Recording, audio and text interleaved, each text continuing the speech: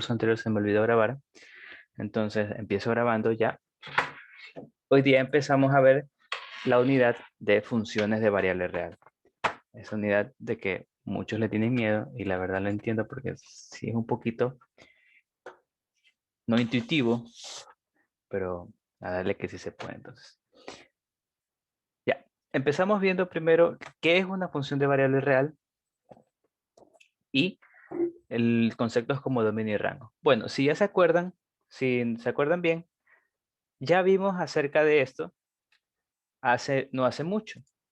Vimos acerca de función, dominio y rango. Lo vimos en conjuntos. Es exactamente lo mismo.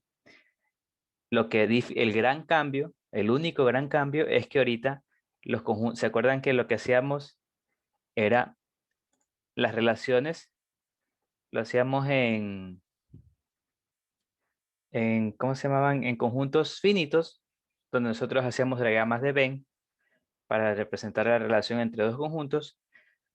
Pero en este caso, ahora los conjuntos son subconjuntos de los números reales, es decir, conjuntos infinitos que son subconjuntos de los números reales. Ya. Pero de ahí la idea en casi todo es la misma, es salvo unos conceptos nuevos que aplicamos por el hecho de que son variables reales.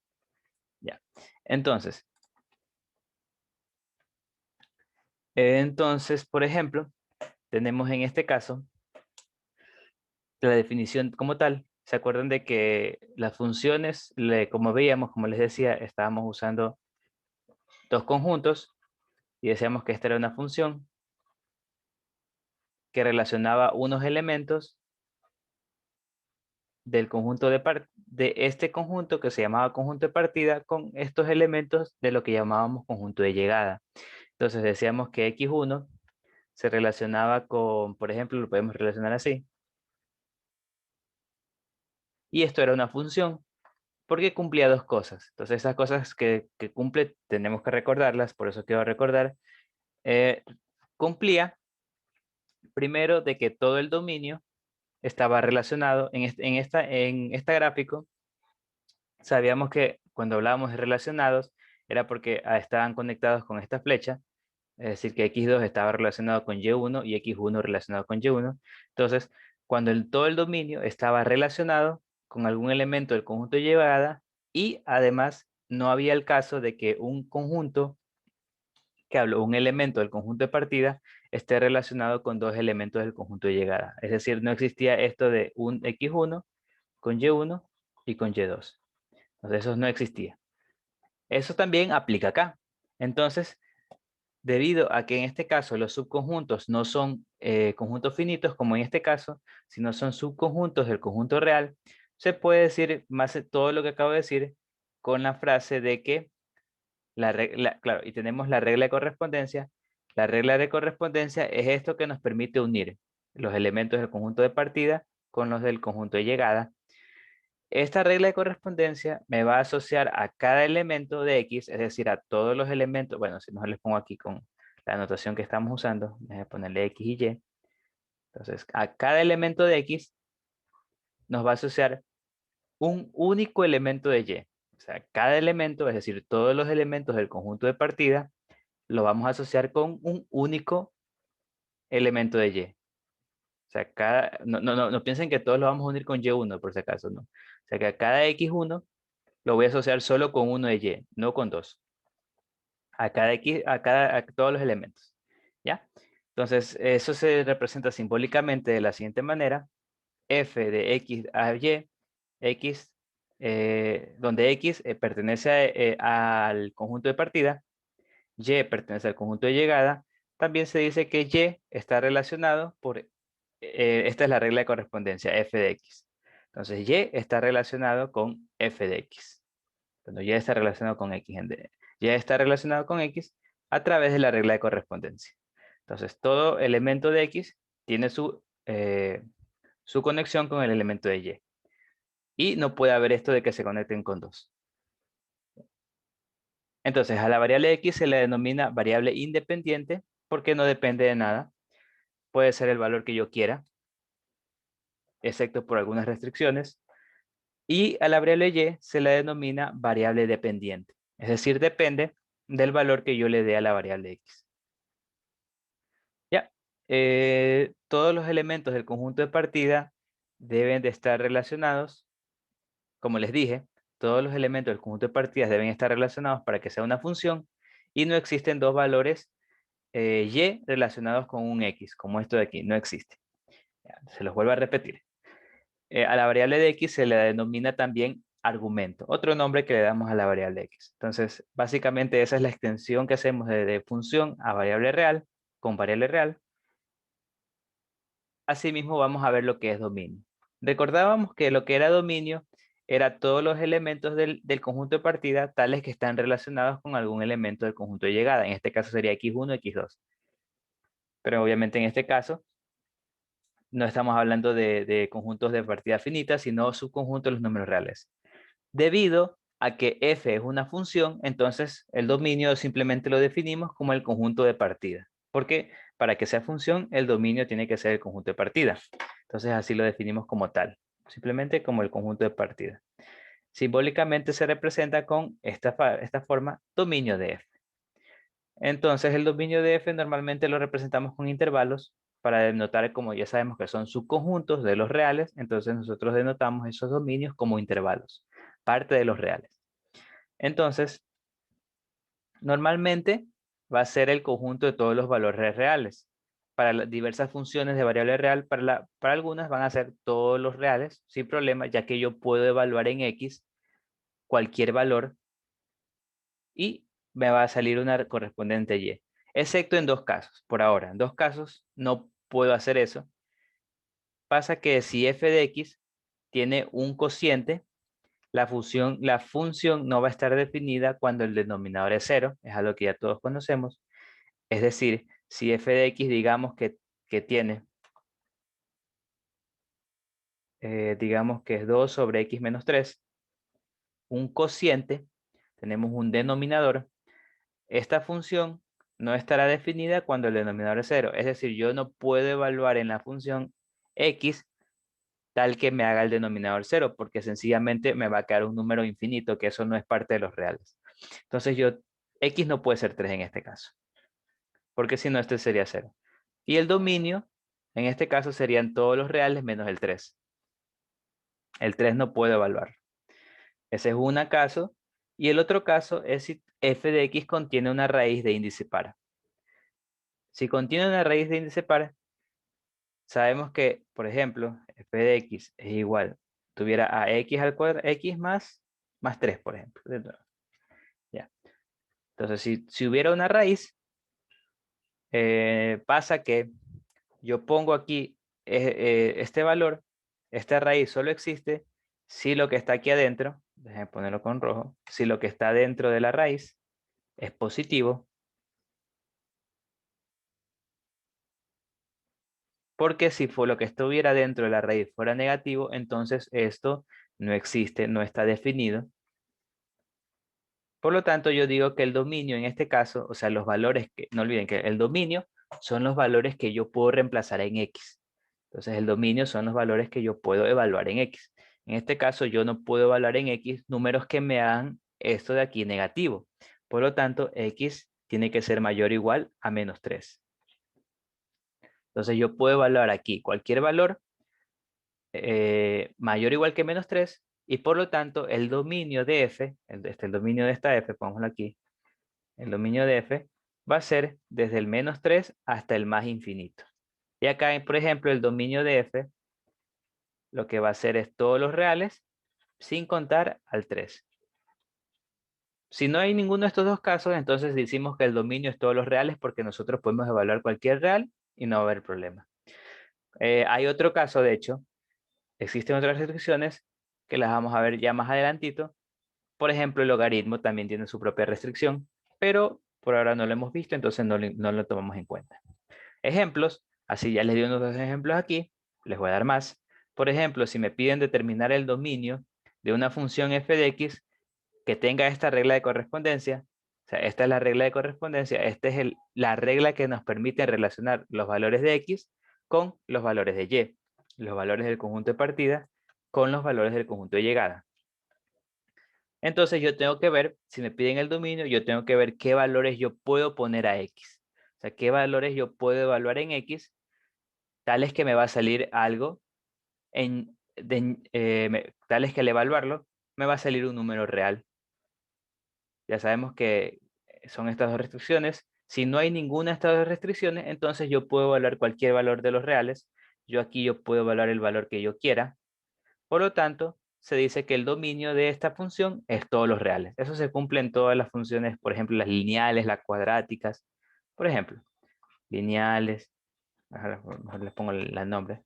Lineales, cuadráticas, cúbicas, etcétera. O sea, esas funciones así sencillas no tienen restricciones y por lo tanto el dominio de f es todos los reales. Hasta el valor absoluto también no hay problema, porque yo puedo evaluar en x cualquier valor. Pero, como les dije, si yo tuviera esta es mi función ahora. Si mi función tuviera una raíz, lo que necesito es que lo que esté dentro de la raíz sea positivo. Lo que esté dentro de la raíz sea positivo. Entonces yo necesito decir que x más 1 tiene que ser mayor o igual a 0. ¿Por qué? Porque si yo evalúo valores de x que me hagan esto negativo, entonces esto no va a estar definido y por lo tanto no puedo obtener una respuesta real de esto de aquí. Entonces de ley necesito que esto sea positivo.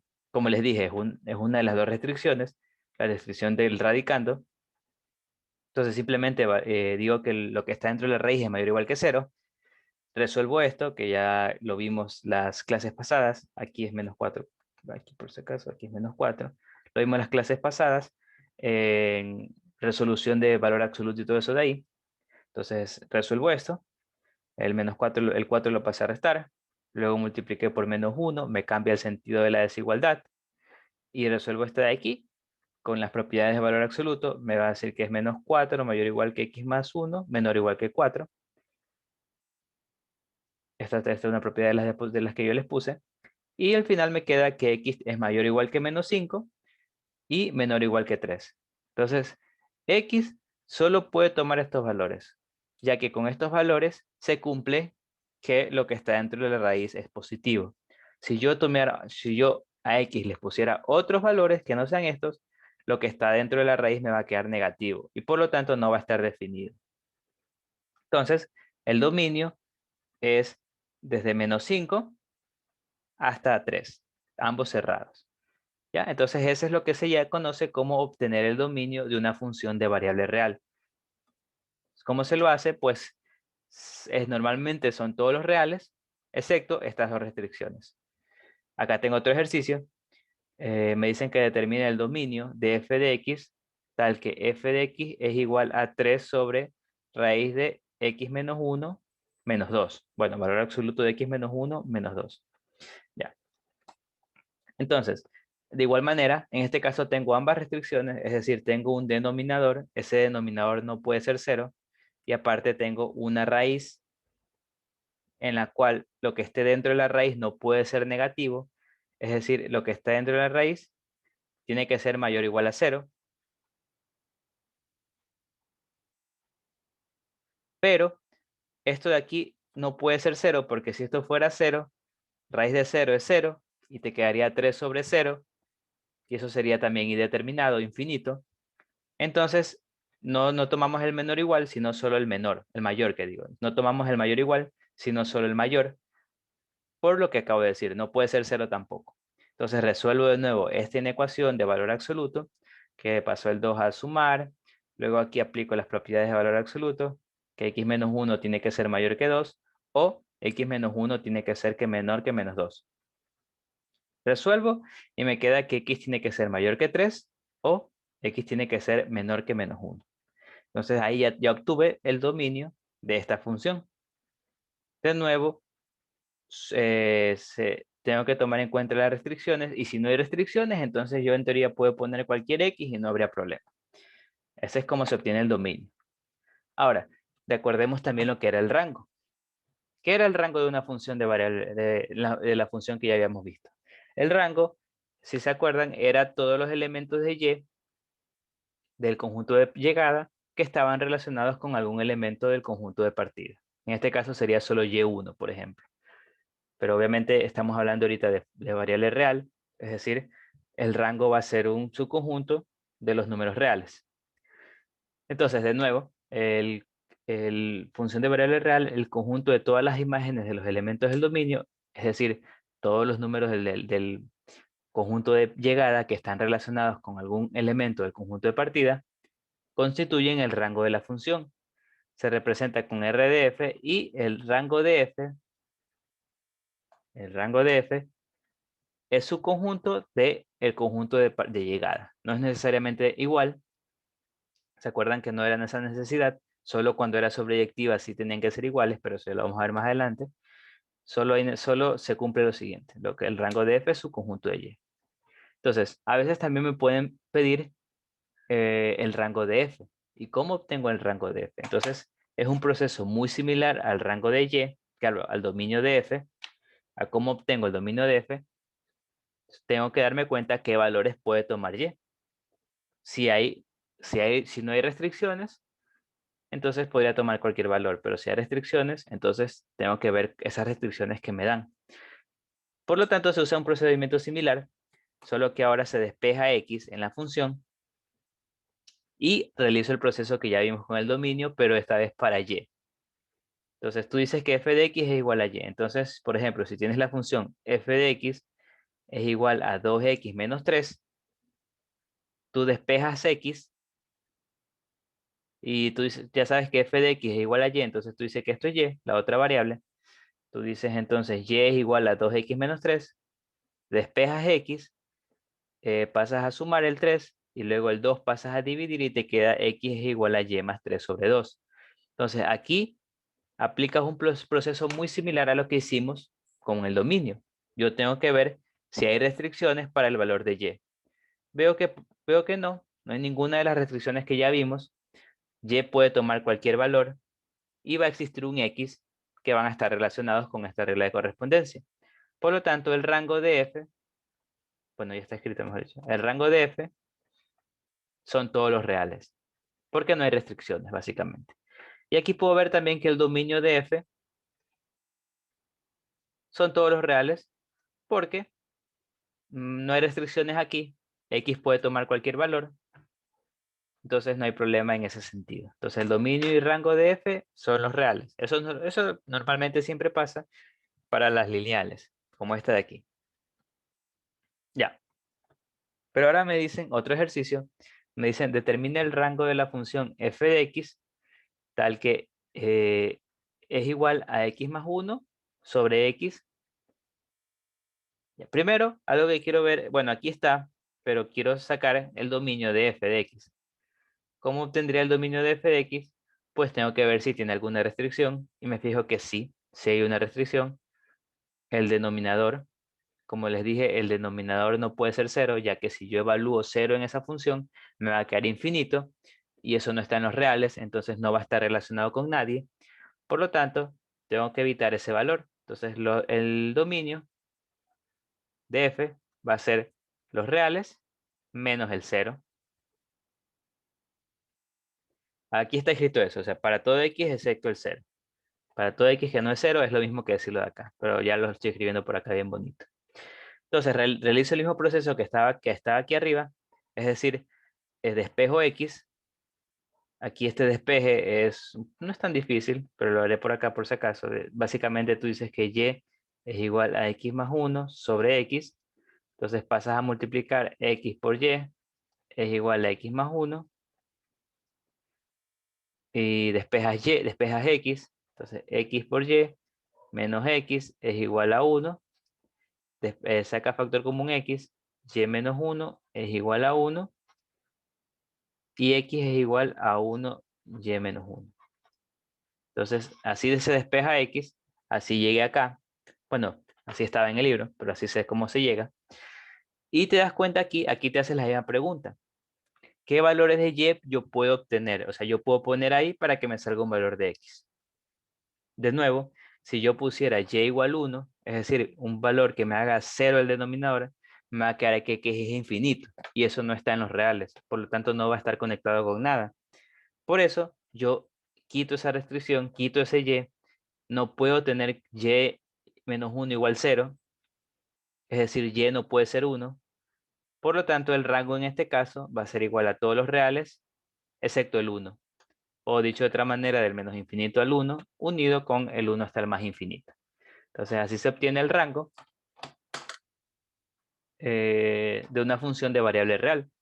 Ya sabes que tienes que tomar en cuenta más que todo las restricciones. No puedes tomar eso, no puedes tener esos valores que acabamos de ver de potencia de raíces negativas ni divisiones para cero. Entonces eso de ahí lo sacas y ahí obtienes los dominios y bueno, y el rango se lo obtiene así, muy similar, pero primero tienes que despejar la X. ¿Ya? Acá tengo más ejercicios, más ejemplos de cómo sacar el rango. Me dicen que determina el rango de esta función f de x igual a x cuadrado menos 1. Claramente, en este caso no hay ninguna restricción para x, no hay raíces ni divisiones para x. Entonces aquí el dominio es todos los reales, no hay problema en ese sentido. Por eso aquí dice para todo x pertenece a los reales. Luego queremos sacar el rango, entonces tenemos que despejar. Primero reemplazamos f de x por y para despejar luego x. Y es igual a x cuadrado menos 1. X cuadrado, paso el menos 1 a sumar. X cuadrado es igual a y más 1. Luego aquí saco raíz cuadrada. Me va a quedar valor absoluto de x es igual a raíz de y más 1. Aquí esto de aquí, ¿se acuerdan que yo les dije, que lo vimos, que se dice que el valor raíz cuadrada de x al cuadrado en realidad es valor absoluto de x? ¿Ya? Entonces por eso se pone esto, pero no importa mucho ahorita, porque yo sé que esto siempre va a ser positivo y en este caso la raíz que estoy sacando también siempre va a ser positiva, entonces no va a haber problema en ese sentido. Pero aquí, ¿qué puedo ver? Puedo ver que y está dentro de un radical, es decir, y no puede tomar cualquier valor. Y no puede tomar cualquier valor que quiera. Y tiene que ser tal que lo que esté dentro del radical sea positivo. Entonces yo digo, entonces esto de aquí tiene que ser mayor o igual a 0, porque está dentro de un radical. Por lo tanto, yo tengo que y más 1 tiene que ser mayor o igual a 0. Y ahí resuelvo esto, es decir, y tiene que ser mayor o igual que menos 1. Es decir, y solo puede tomar valores mayores que menos 1. Si tomaras valores menores que menos 1, entonces no tendría un x correspondiente, porque esto sería raíz del número negativo, eso no existe ahorita. Y por lo tanto, el rango de f es, como ya vimos que son los mayores que menos 1, desde menos 1 hasta el más infinito. Y acá tengo otro último ejercicio, en el cual me dice que determine el rango de la función f de x es igual a 1 sobre x más 2 para todo x tal que aquí puedo ver que el dominio, ya me lo dicen aquí, pero puedo ver que el dominio va a ser, solo tengo que restringirme cuando x más 2 sea igual a 0, es decir, x más 2 sea 0, es decir, x sea menos 2. Entonces, el dominio es todos los reales menos el menos 2, por eso esto dice aquí para todo x, excepto el menos 2. Entonces, para sacar el rango, el mismo proceso, despejo la x, o sea, primero reemplazo f de x por y, luego despejo la x. En este caso nomás llego hasta ahí, no tengo que complicarme más, porque aquí ya puedo ver la respuesta. Y está en un denominador, entonces y no puede ser 0, porque está en el cociente. Y además aquí tengo que verme algo extra. Veo que el valor absoluto de x está aquí. Es decir, esta parte, valor absoluto de x más 2 es igual a 1 sobre y. Veo que esto de aquí, valor absoluto de x, siempre va a ser mayor o igual que 0. Siempre va a ser positivo. ¿Ya? Siempre va a ser positivo. Por lo tanto, esta parte de acá también tiene que ser siempre positivo. 1 sobre y tiene que ser mayor o igual a 0. Entonces esto aquí lo puedo resolver con el método de los puntos críticos o más rápido puedo darme cuenta de que para que esto sea positivo, y tiene que ser positivo, porque si y fuera negativo, esto me quedaría negativo. Entonces y es mayor o igual que 0.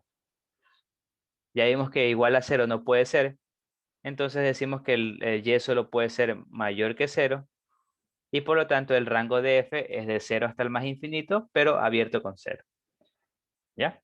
Entonces eso se podría sacar el rango. Vamos a hacer dos últimos ejercicios.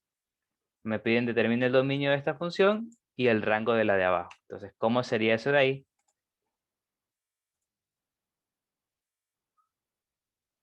Entonces, ¿cómo sería eso de ahí?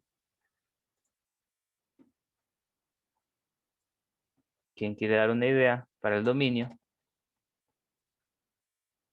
¿Qué es lo que tengo que fijarme? Que Que sea podemos más, separar.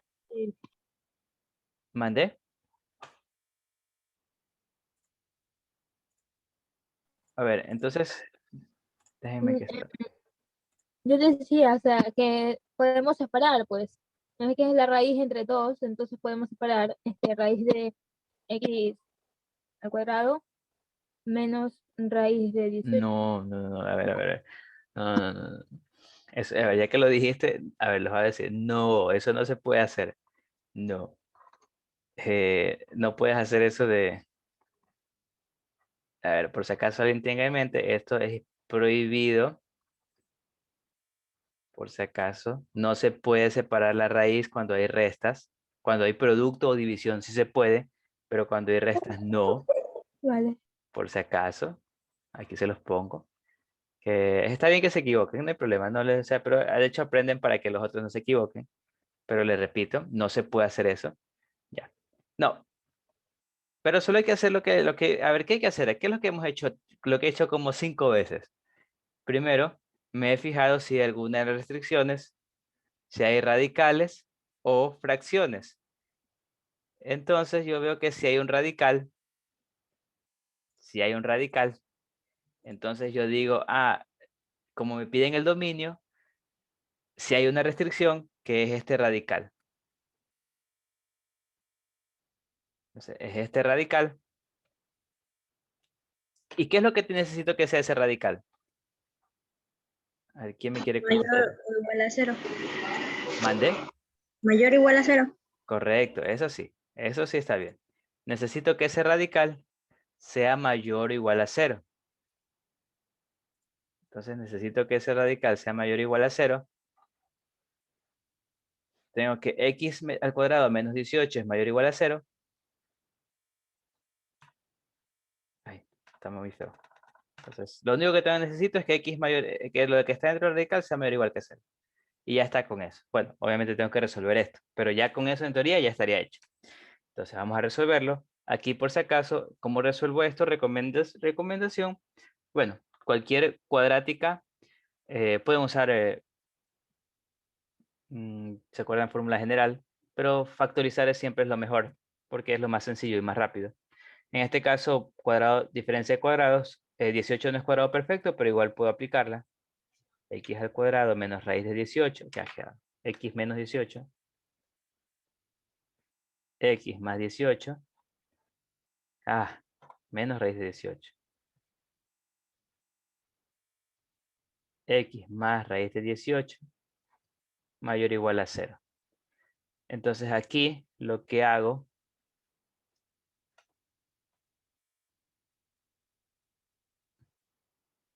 es, aquí es raíz de 18, menos raíz, a ver, dejémoslo. ¿Se acuerdan que cuando hago esto, necesito hacerlo de los puntos críticos? Lo voy a hacer ahorita para que lo recuerden. Entonces los puntos críticos son 2, x es igual a menos 10, a 18, raíz de 18, y acá x es igual a menos raíz de 18. Entonces estos puntos críticos serían 3 raíz de 2 y menos 3 raíz de 2. ¿Ya? Sí, está bien.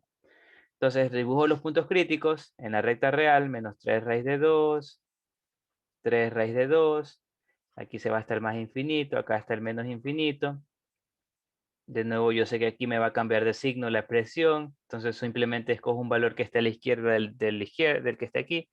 No voy a escoger uno tan cercano, voy a escoger uno lejano porque no importa, voy a escoger, quiero estar seguro de que sea menor, por menos 10, por ejemplo.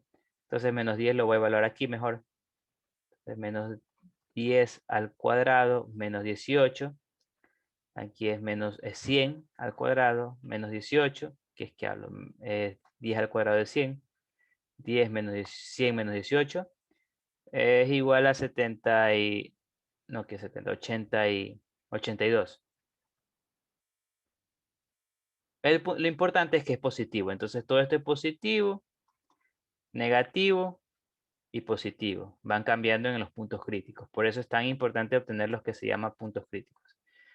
Luego, aquí tenemos que me piden los mayores igual que 0, es decir, lo positivo sería aquí.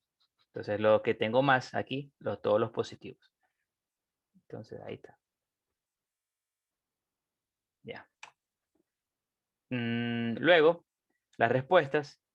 Este sería lo que sea de respuestas es el dominio, o sea, los valores que pueden tener, los puede cumplir, los valores que pueden cumplir X, sería desde el menos infinito hasta el menos 3 raíz de 2. Espera, mejor lo pongo aquí más abajito, de ahí no hay espacio. El dominio de f va a ser igual de menos infinito hasta menos 3 raíz de 2, cerrado porque es mayor o igual, unión 3 raíz de 2 hasta el más infinito. Y ese sería el dominio de f. Entonces simplemente, como dijo la compañera, lo que está dentro de la raíz tiene que ser mayor o igual que 0. Resuelvo esto, lo hice con el puntos críticos y ahí estaría. ¿Ya? Entonces, acá tengo otro ejercicio donde me piden el rango. En este caso, el rango de f de x. ¿Cómo hago eso? Pues debo determinar aquí. ¿Se acuerdan de que tengo que despejar? Cuando me piden el rango de f de x, yo digo que y es igual a 3 menos x menos 7 al cuadrado más k. Tengo que aquí despejar x. Entonces, despejo x, sería y menos k igual a 3x menos 7 al cuadrado. Entonces, x menos 7 al cuadrado es igual a y menos k sobre 3. Y x menos, bueno, aquí puedo sacar raíz en ambos lados. Me queda valor absoluto de x menos 7 es igual a raíz de y menos k sobre 3. Nuevamente, lo del valor absoluto no me preocupo mucho porque esto es positivo y la raíz de aquí siempre va a ser positiva. O sea, cuando tú sacas una raíz, en este caso, estás buscando la raíz positiva. Pero aquí puedo ver que y sí tiene restricción, es decir, y no puede ser cualquier valor. El elemento, el conjunto de llegada, no puede ser cualquier valor que yo quiera. Nuevamente tengo una raíz. Necesito que esa raíz sea positiva.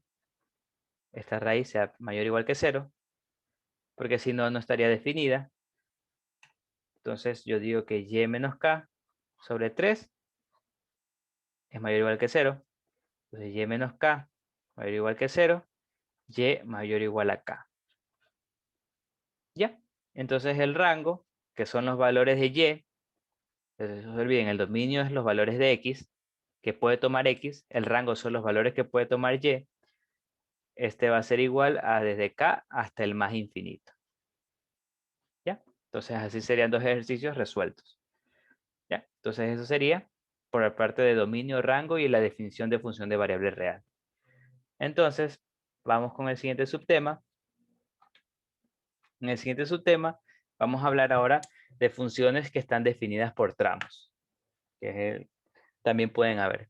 Como hemos visto hasta ahora, hemos tenido solo funciones que estaban definidas por una sola regla de correspondencia para todo el dominio.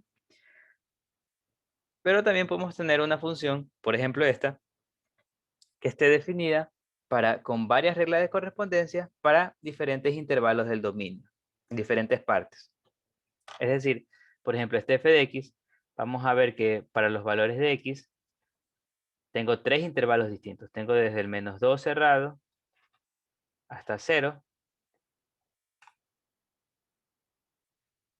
Desde 0 hasta 2. Y luego desde 2 hasta el infinito. ¿Ya? Entonces tengo tres diferentes intervalos y dependiendo de dónde esté X, si X está aquí, uso el primer intervalo, la primera regla de correspondencia. Si X está acá, usaría la segunda. Y si X está acá, usaría la tercera. Entonces, dependiendo del valor de X, yo uso la regla de correspondencia correspondiente. Por ejemplo, aquí me dicen, para determinar f de menos 1, yo veo que menos 1 está aquí. Entonces yo digo, tengo que usar la primera, x menos 1, porque menos 1 está aquí entre menos 2 y 0. Sería f de x menos 1, por lo tanto f de menos 1 va a ser igual a menos 1 menos 1, aquí es menos 2, por cierto. Pequeño error de, ahí está, f de rata. Ya, entonces, para f igual 2, yo tengo que ver cuál uso. Me doy cuenta que 2 es como que un borde de intervalo, tengo que ver en cuál de los dos intervalos está. Está en el de la izquierda, o sea, está aquí. Menor o igual, acá no, aquí. Entonces uso esta parte. Entonces uso f de x igual a x cuadrado. Por lo tanto, f de 2 va a ser igual a 2 al cuadrado igual a 4. Y para f de 5, por ejemplo, veo que está acá abajo porque 5 es mayor que 2. Entonces, la ecuación que voy a usar es f de x igual 1. Por lo tanto, f de 5 es igual a 1. No hay nada que evaluar. Esta función es constante. Ya. Entonces, esa, por ejemplo, es lo que llamamos función definida por partes. Tenemos también de que podemos ver el dominio de la función. O sea, esto es el dominio por intervalos de cada una de las reglas de correspondencia, pero el dominio total también lo puedo sacar, que sería la unión de todos estos dominios. O sea, el dominio total es la unión de todos estos dominios. Veo que la unión sería desde el menos 2 hasta el infinito positivo. Por lo tanto, decimos que el dominio es lo x mayor o igual que menos 2 o menos 2 hasta el infinito positivo. Es decir, x puede tomar cualquiera de estos valores, pero x claramente no puede tomar, por ejemplo, menos 3, porque no está definido. Entonces esto no es parte del dominio. El dominio solo es desde el menos 2 hasta el infinito. Para determinar el rango, debemos asimismo sacar el rango de cada una de las partes y luego hacer la unión de todos los rangos. Aquí hay una forma de hacerla de manera algebraicamente. Por ejemplo, de manera algebraicamente tú puedes ver que x está entre menos 2 y 0 para el primer intervalo. Entonces quieres ver f de x, es decir, y, entre qué valores está. ¿Cómo lo logras? Pues tratas de llegar de aquí hasta valores hasta f de x, es decir, x menos 1 en este intervalo. Entonces, ¿cómo lo haces? En este caso es sencillo, simplemente restas menos 1. Entonces, por eso lo que hacen aquí es restar menos 1 en todas las partes de la inecuación. Te queda 2 menos 1, menor o igual que x menos 1, menor o igual que menos 1. Y aquí ya puedes ver que esto es f de x. Entonces f de x va a ser mayor o igual que menos 3 y menor que menos 1. Por lo tanto, f de x va a estar dentro de este intervalo. El rango de f es igual de menos 3 a menos 1. En este intervalo. Lo mismo hago para el otro intervalo. Cuando x pues está entre 0 y 2, tengo que x cuadrado, elevo todo al cuadrado, va a estar entre 0 y 4. Es decir, f de x va a estar entre estos dos valores. El rango de f va a estar entre 0 y 4 cerrado. Y finalmente, para x desde el 2 hasta el más infinito, pues aquí no hay nada que hacer porque f de x es igual a 1. Entonces, para cualquier valor de x, vas a tener que el rango va a ser 1, te va a quedar 1. Por lo tanto, el rango de f es simplemente 1. Y finalmente, para sacar el rango de f total, tengo que hacer la unión, que sería desde el menos 3 hasta el menos 1, unido con 0 hasta 4. Ese sería el rango. El 1 no lo uno más de nuevo porque el 1 ya está incluido aquí, de 0 a 4. Entonces no tiene sentido agregarlo nuevamente porque ya está agregado. Esa es eso es lo que la definición de unión. Y ese sería el rango de f de esta función con por partes. Entonces, tenemos, por ejemplo, esta sería la gráfica de la función. Gráficamente también podemos ver lo que es el rango. El rango, en este caso, sería los valores que puede tomar Y. O sea, me fijo en el eje Y. De qué valores a qué valores puede tomar. Por ejemplo, miren que, bueno, esto aquí es de -2, -3. Este es el dominio en X. Esta es la primera parte, la parte lineal, la parte del -x-1, de x-1. Esta es la parte segunda, que es la cuadrática, x cuadrado. Y esta es la parte tercera, que es la parte constante. Entonces aquí vemos que esta función empieza desde aquí, luego va acá en la cuadrática y luego es esta parte que está aquí. Ahora, también se pone en los bordes, por ejemplo, si es abierto, si se dan cuenta, aquí es abierto, se pone un punto abierto, aquí entonces debería, y si es cerrado, se pone un punto pintado para indicar que el borde está aquí, no acá. O sea, el valor de f de x cuando x es igual a 0, tengo que evaluarlo aquí arriba, no acá abajo. Y lo mismo acá, el valor de f de x cuando x es igual a 2, lo tengo que evaluar aquí en la cuadrática, no en esta de acá. Aquí no está incluido. Y así se grafica, bueno, así es, por ejemplo, esta es la gráfica de la función que estábamos viendo. Y podemos ver el rango. En el rango tenemos que ver qué valores de y puede tomar la función. Por ejemplo, en este caso puedo ver que de aquí puede estar entre -3 y -1, sin incluir al -1. Así como puede tomar desde el 0. Aquí no está definido para este rango desde el -1 hasta el 0. Pero sí está definido para desde el 0 hasta el 4. Sí está definido f de x. ¿Ya? Entonces así también puedo ver el rango. También puedo tener una idea, un adelanto de lo que se dice aquí que es llamado la continuidad. Cuando una función es continua. Pues una función es continua cuando no tiene este tipo de saltos, por ejemplo. O sea, es un poco informal lo que estoy diciendo, pero te da una idea. Por ejemplo, esta función no es continua porque de aquí hay un salto hasta acá arriba y luego de acá hay un salto hasta acá abajo. Entonces esta función no es continua. Una idea de lo que ya vamos a ver después, lo llamado continuidad. Entonces aquí tengo unos ejercicios que podemos resolver de funciones definidas por tramos. Me dicen que consideren las funciones f y g definidas a continuación, obtenga el valor numérico de estas expresiones. Entonces, para obtener el valor numérico, lo que yo puedo hacer en este caso es, lo que debo hacer, mejor dicho, es ver, dependiendo del valor de x que yo voy a evaluar en la función, ver cuál de las reglas de correspondencia uso. Entonces, por ejemplo, me piden primero f de 0. F de 0, tendré que usar f de x, pero tengo que ver cuál de las dos uso. Pues veo que 0 está aquí. El 0 es menor o igual que 0, está en este lado. Entonces yo uso esta regla de correspondencia. Me va a quedar -0, -1. Luego menos g de 0. También de nuevo tengo que ver en dónde lo uso. En dónde está 0. 0 está aquí abajo. Por lo tanto uso esta regla de correspondencia. Me va a quedar -0 cuadrado menos 1. Todo eso sobre 1000. Más, aquí tengo f de 2. De nuevo tengo que ver 2 en dónde está, en qué parte del f, del dominio de f está. ¿Cuál de los dos, de las dos partes? Pues 2 está aquí porque 2 es mayor que 0. Entonces aquí reemplazo 2, que a lo menos 2, más 2. Luego menos f de 102 es de nuevo esta parte, porque 102 es mayor que 0.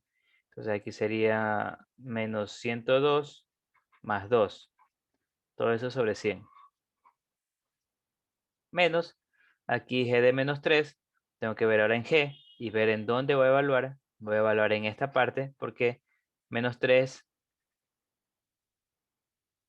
no, acá arriba que digo. Aquí arriba, porque menos 3 es menor que 0. Entonces esto va a ser igual a menos 3 al cuadrado más 1 sobre 10. el 10 que está aquí, y el más 1. Entonces sigo simplificando. Aquí me va a quedar menos 1. Aquí me va a quedar menos 1, porque este 0 se va, sobre 1000, más, este se simplifica. Aquí te queda menos 102 más 2, me queda menos 100, y menos por menos te da más, 100 sobre 100, menos, aquí me queda menos 3 al cuadrado es 9, y 9 más 1, 10, sobre 10, más 1. Entonces veo que aquí se simplifica esto, se va con esto, porque menos por menos más, menos 1 más 1 es 0, entonces ahí te queda 0 sobre 1000, acá te queda 1, más 1, aquí te queda menos 1, más 1, simplifica esto, y te queda 1. Entonces, esa es la respuesta en este ejercicio. Entonces, así saco los valores, evalúo las funciones cuando es por partes. ¿Ya? Entonces, aquí les dejo otro para que lo resuelvan porque no es casi lo mismo. Listo. Entonces, eso sería funciones por partes. Ahora vamos a ver lo que se conoce como representación gráfica de una función. Entonces, la función gráfica es la forma, creo que es la forma más útil de representar una función de manera gráficamente. Se realiza en el plano cartesiano.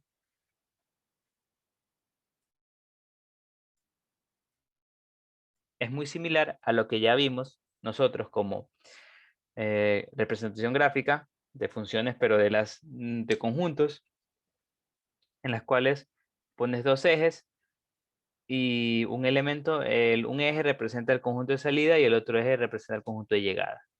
Muy similar. El problema es que ahora, como son su conjunto de los números reales, los conjuntos de partida y los conjuntos de llegada son infinitos y no podemos graficar todo.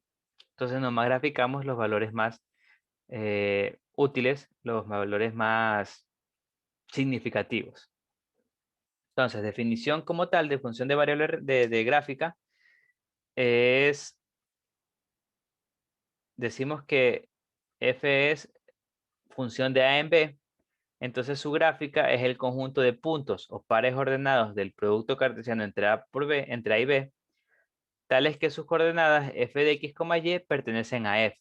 Es decir, que x, y cumplen la regla de correspondencia de f.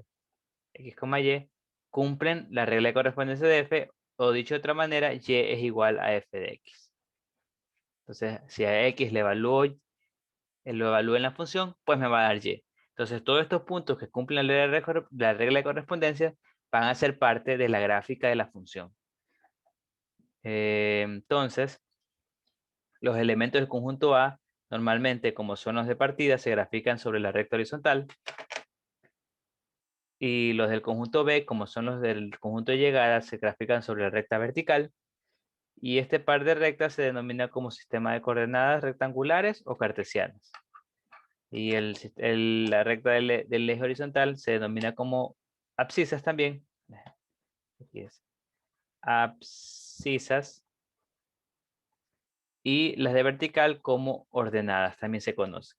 Entonces aquí, algo muy útil es lo que se conoce como el criterio de la recta vertical. O sea, cuando tenemos una gráfica de una función, podemos saber si es una función usando el criterio de la recta vertical.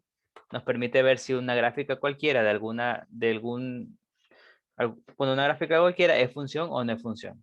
¿Qué quiere decir esta vez aquí? Nos dice que si yo grafico, si yo tengo una curva en el plano cartesiano y si yo grafico rectas verticales, si esta intersecta en dos puntos, entonces no es función. Entonces no es función. Tiene que intersectar cualquier recta vertical como máximo en un punto. Por ejemplo, esta que está aquí a la izquierda, veo que si yo grafico rectas verticales en cualquier lado, siempre se va a intersectar en un punto como máximo. Entonces esta es función.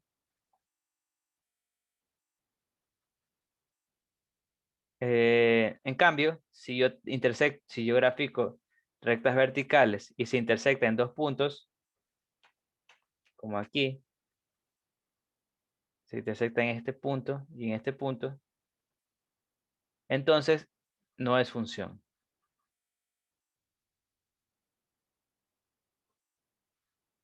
Es función si se intersectan siempre en un punto, y si se intersecta en una vez en dos puntos, ya no es función.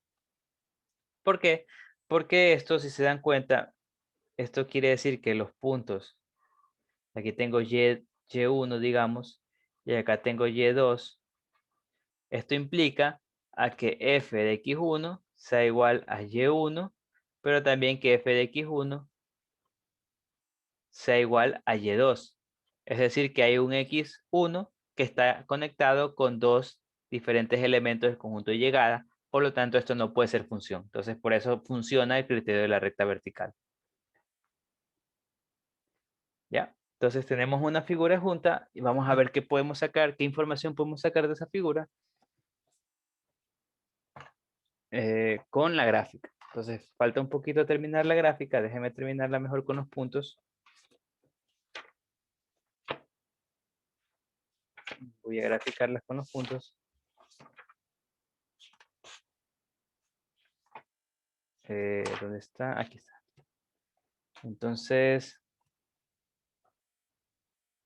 aquí tengo menos 2, 2.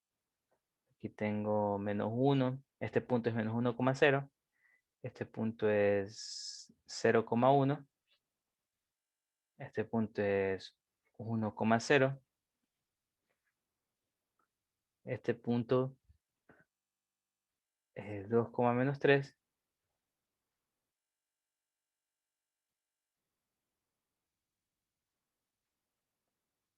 Este es 4-3. Este de aquí es 6,3. Y el que está aquí al lado es 7,3. Ya, entonces me dan esa gráfica y me preguntan hallar lo siguiente.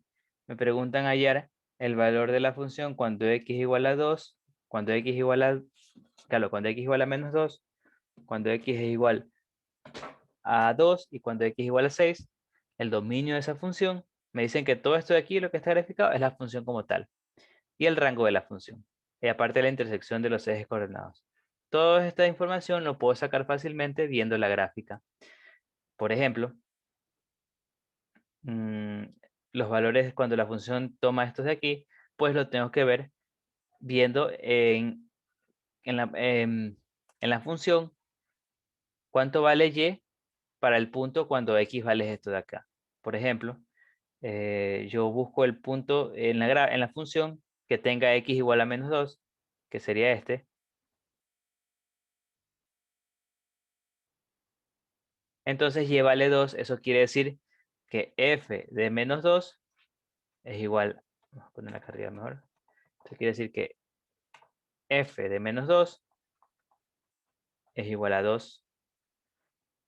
Luego veo, por ejemplo, me piden cuando x igual a 2, pues tengo que ver aquí qué valor es el punto de la función cuando x es igual a 2, qué valor en y tengo que verlo. Entonces lo veo que va a ser igual a menos 3. Eso quiere decir que f de 2 es igual a menos 3.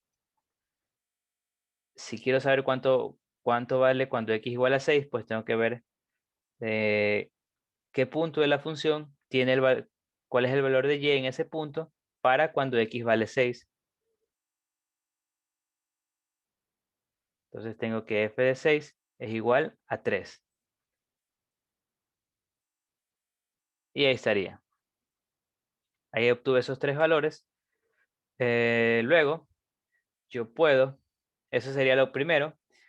Luego puedo ver el dominio de la función. El dominio de la función, como ya vimos, sería los puntos de x que tienen correspondencia, o sea, los puntos de x que están relacionados con algún elemento en y. Gráficamente se puede ver, viendo la gráfica, los valores de... gráficamente se puede ver de la siguiente manera. Déjenme dibujar aquí, hacer un dibujito. Por ejemplo, si yo tengo una función, yo tengo esta su gráfica. Entonces el dominio lo puedo ver viendo de dónde hasta dónde va en x. O sea, en x, de dónde hasta dónde es. Entonces, por ejemplo, el dominio, digamos que esta es f, la gráfica de f, es y esto es x. El dominio de f va a ser igual desde A hasta B. Lo puedo ver directamente gráficamente. Entonces yo hago lo mismo acá. El dominio tengo que ver en X de dónde hasta dónde va. Si nos damos cuenta, empieza en menos 2 y sigue sin cortarse hasta X igual 7. Entonces el dominio aquí, el dominio de esta función f, es igual desde menos 2 hasta 7. El rango también lo puedo ver, por ejemplo, si yo digo que este C, también tengo que ver en eje Y de dónde hasta dónde va la función. Veo que C empieza desde aquí y llega hasta el máximo acá. Aquí sería D, por ejemplo. Entonces yo digo que el rango de esta función sería de C a D. Acá lo mismo puedo ver. En Y tengo que ver de dónde a dónde va la función.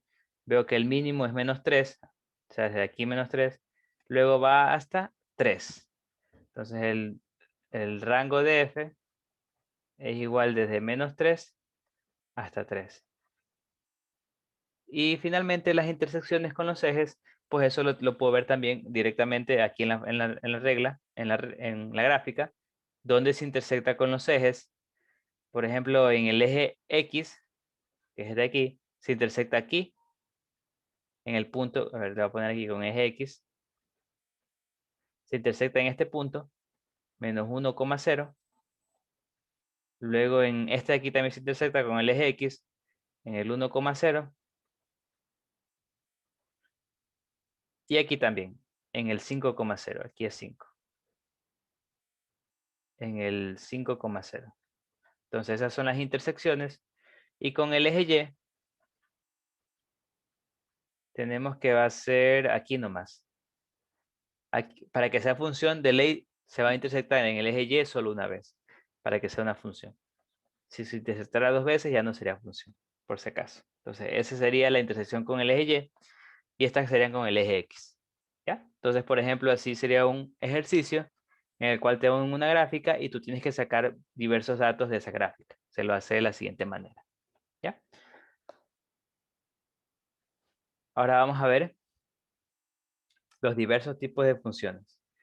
¿Se acuerdan que ya vimos también en la clase pasada? Bueno, no la clase pasada, sino cuando vimos conjuntos, vimos ya un avance de lo que eran los diferentes tipos de las funciones.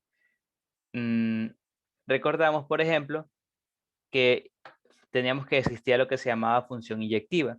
Una función era inyectiva, me acuerdo en conjuntos, por ejemplo, este es el de partida y este es el de llegada. Una función era inyectiva cuando, digamos que esta es la función,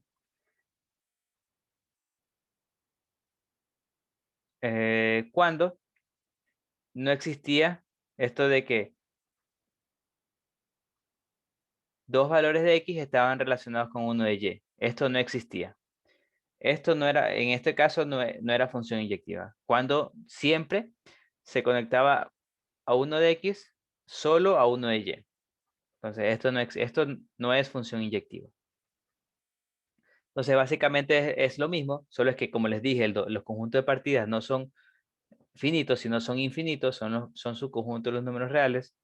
Dicho de otra manera, podemos decir que para que sea inyectiva, ningún valor de Y en el rango, es decir, ningún valor de Y, es imagen de más de un valor de X.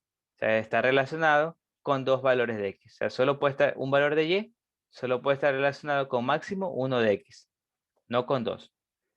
Entonces eso era para que sea inyectiva. La definición matemática como tal nos dice que sea una función f de x a y inyectiva es sí, solo sí, para cualquier elección de números x1 y x2. Si x de x1 no es igual a x2, donde x1 y x2 son parte del dominio de f, entonces f de x1 no es igual a f de x2.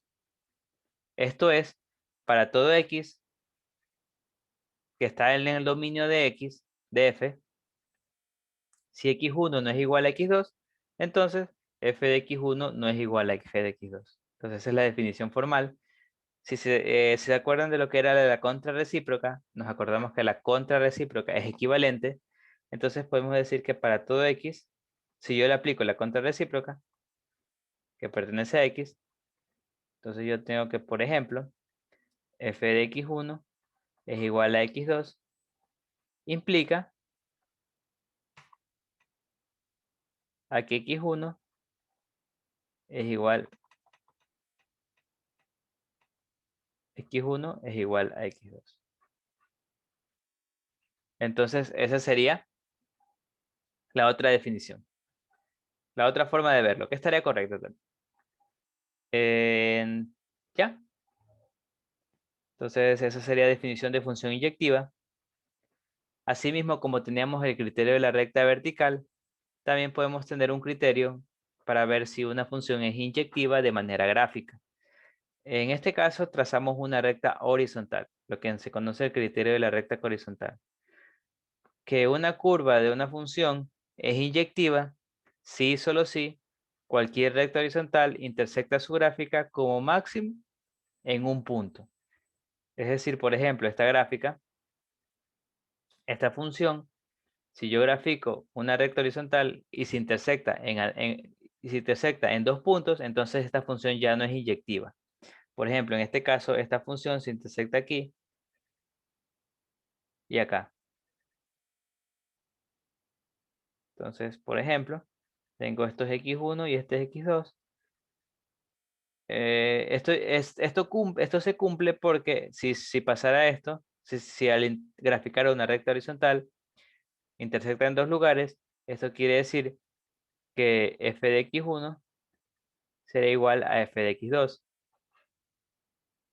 O visto de manera de vectores, claro, de vectores de conjuntos, f de x1 está relacionado con un elemento y ese mismo elemento está relacionado con x2, que es básicamente lo que prohíbe la función inyectiva. Por lo tanto, si yo dibujo línea horizontal, debe intersectarse como máximo en un punto. También tengo esto de acá, que en cambio, si yo dibujo una recta horizontal, se va a intersectar como máximo en un punto siempre. Por lo tanto, esta función sí es inyectiva, la de acá no. Entonces, ese es el criterio de la recta horizontal. También te recordemos lo que era función sobreyectiva. Recordamos que una función era sobreyectiva si y solo si todos los elementos del conjunto de llegada forman parte del rango de la función. O dicho de otra manera, todos los elementos del conjunto de llegada están relacionados con por lo menos un elemento del dominio. Por lo tanto, el rango de f debe coincidir con el conjunto de llegada. La misma definición que ya vimos. Matemáticamente se dice que una función f de x a y es sobreyectiva si y solo si todo elemento de y está relacionado con algún elemento de x. Se representa gráficamente por lo que está aquí. Entonces, para todo y que pertenece a y, existe un x que pertenece a x, tal que y es igual a f de x.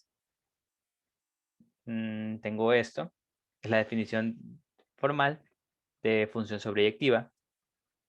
Ejemplo, podemos ver que si las funciones que están aquí van desde sus respectivos conjuntos de partidas hasta los reales, vemos que la izquierda no es sobreyectiva, ya que el rango como les dije, gráficamente se puede ver el rango fácilmente, viendo los valores que puede tomar y. Por ejemplo, y como máximo puede ser 3. Entonces y puede ser de aquí para abajo. Eso quiere decir que el rango de f es desde -3 desde menos infinito hasta 3, que no es los reales. Por lo tanto, esta función no es sobreyectiva. Pero en cambio, nuevamente, esta función que es la recta real, es decir, se va de infinito para acá arriba y el infinito para acá abajo, sí es sobreyectiva porque el rango es los números reales. Entonces, un ejemplo de función sobreyectiva y un ejemplo de función que no es sobreyectiva. Ya. Entonces, tenemos diversos tipos de funciones extras que no habíamos visto antes, empezando por lo que se llama función creciente. Una función creciente, estas definiciones se definen en intervalos, o sea, subconjuntos del dominio. Es decir, una función puede ser creciente en una parte del intervalo, pero puede que sea creciente en una parte del dominio, en un intervalo, pero puede que en realidad no sea creciente en todo. Entonces, estas funciones están definidas en intervalos.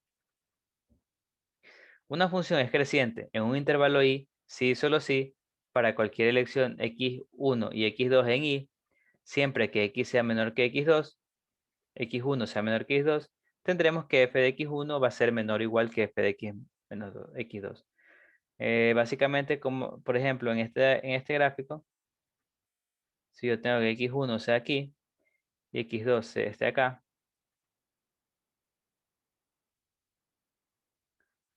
este es mi intervalo, por ejemplo, yo puedo definir el intervalo que yo guste, yo definir el de aquí.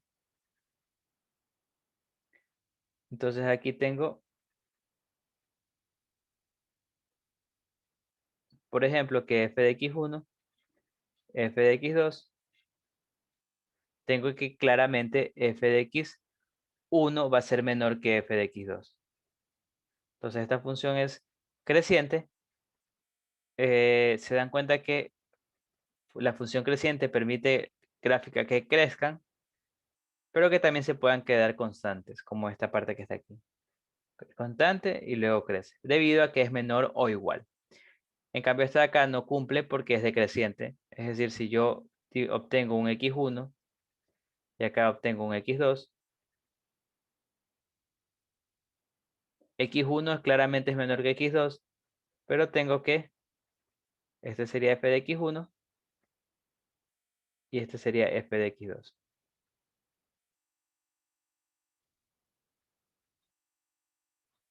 Por lo tanto, veo que f de x1 en cambio sería mayor que f de x2. Entonces no cumple la definición y por lo tanto no es creciente. Básicamente creciente es los que cumplen esta forma. Tengo también lo que se llama función estrictamente creciente. Una función es estrictamente creciente en un intervalo i si y solo si para cualquier elección de x1 y x2 en i, siempre que x1 sea menor que x2, tendremos que f de x1 va a ser menor que f de x2. Entonces, en este caso no está el menor igual. Quiere decir que siempre va a crecer. Por ejemplo, es esta función que está aquí. Yo aplico nuevamente el x1 aquí y x2 acá, definiendo ese como mi intervalo. Se va a cumplir que f de x1 va a ser menor que f de x2. Entonces, esta función es creciente. También tengo esta otra función. ¿Se acuerdan que esta función, por ejemplo, vimos que era creciente, pero no es estrictamente creciente porque tiene esta parte que se queda constante? Entonces, si yo defino un intervalo, digamos este es mi intervalo.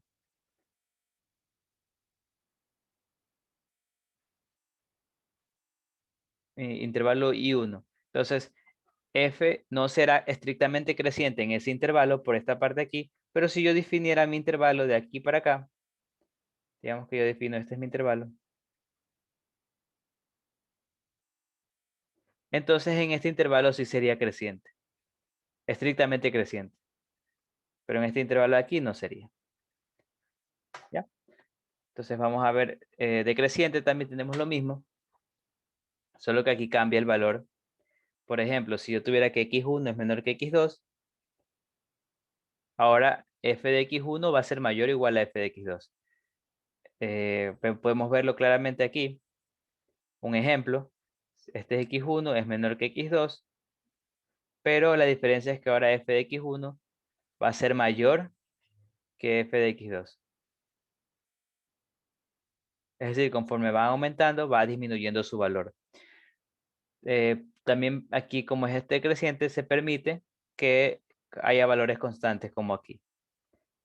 En este caso, esta de acá ya vimos que es creciente, por lo tanto, esta de acá no cumple, ya que cuando aumenta x2, vemos que f de x también aumenta. ¿Ya? Entonces tenemos eso que es decreciente. También me permiten estos casos que son constantes. También tenemos función estrictamente creciente, estrictamente decreciente, que digo, en un intervalo i. Eso se cumple si y solo si. Aquí es mayor estricto. Si y solo si x1 es menor que x2, entonces f de x1 es mayor que f de x2. Es decir, conforme yo voy a la izquierda, a la derecha, ¿qué digo? Conforme x2 va aumentando, f de x2 va disminuyendo con relación a x1. Por ejemplo, aquí x2 sería aquí. F de x2. En cambio, f de x1 está aumentando. Ya, f de x1 es mayor que f de x2, aunque x1 es menor que x2. En un intervalo también se define. Entonces, esta es estrictamente decreciente. Esta, como vimos, no es estrictamente decreciente. Por ejemplo, en este intervalo, si yo defino este intervalo, entonces voy a ver que no es estrictamente decreciente por esta parte de aquí que es constante. Pero en cambio, si yo defino mi intervalo acá arriba, sí sería estrictamente decreciente. Entonces, esa es la definición de estrictamente decreciente. Tenemos luego más definiciones todavía. Función monótona. Esta también se define en un intervalo. Una función es monótona en un intervalo i si y solo si f es estrictamente creciente o estrictamente decreciente. Es decir, tiene que ser una de las dos. O estrictamente creciente o estrictamente decreciente. No puede ser ambas a la vez. Es decir, no puede ser que en un intervalo tú tengas que va primero es creciente y luego decreciente. Esto no es monótono. Claro que tú puedes definir en ese intervalo no es monótona, pero tú puedes decir que en el intervalo que sube hasta aquí, ahí sí sería monótona, porque solo crece, solo es estrictamente creciente. Y en el otro intervalo también sería monótono, porque solo decrece. Entonces, eso quiere decir que es monótona. Tenemos ahora funciones pares o impares. Bueno, no sé si han visto antes lo que es una función par o una función impar. Entonces, vamos a definirlas. Matemáticamente, una función par es una función tal que para todo x que está en su dominio, el número menos x también va a estar en el dominio. O sea, cualquier valor x que yo tenga en el dominio de f de x, el número de x también va a estar va a ser parte del dominio. Y además se tiene que f de menos x va a ser igual a f de x. Entonces, dicho de manera matemática, que para todo x que pertenece al dominio de f, f de menos x va a ser igual a f de x. Entonces, por ejemplo, podemos ver estas gráficas que f de menos 1, que es este punto, es igual a f de 1. F de menos 1 es igual a 1 y f de 1 también es igual a 1. Es decir, estas son iguales y eso se cumple para todos los x del dominio. Lo mismo acá. Por ejemplo, yo digo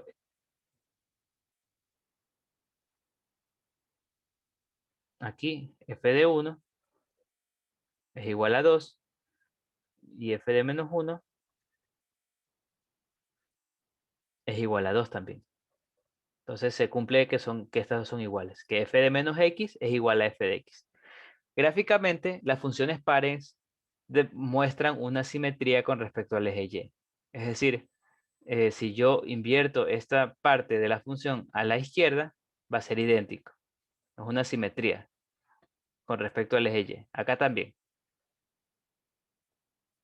¿Ya? Entonces eso sería, por ejemplo, función par. De la definición, tenemos función impar también, que es muy similar a la función par. Una función es impar si también se cumple que para todo el dominio en x, el número menos x también está en el dominio, pero en este caso lo que se tiene que cumplir es f de menos x es igual a menos f de x. Esto se tiene que cumplir ahora. No como antes, que f de menos x era igual a f de x, sino f de menos x igual a menos f de x. Matemáticamente se lee así. Y tenemos estos ejemplos. Por ejemplo, 2. Tengo que f de 2 es igual a menos 2. Y tengo que f de menos 2 es igual a 2.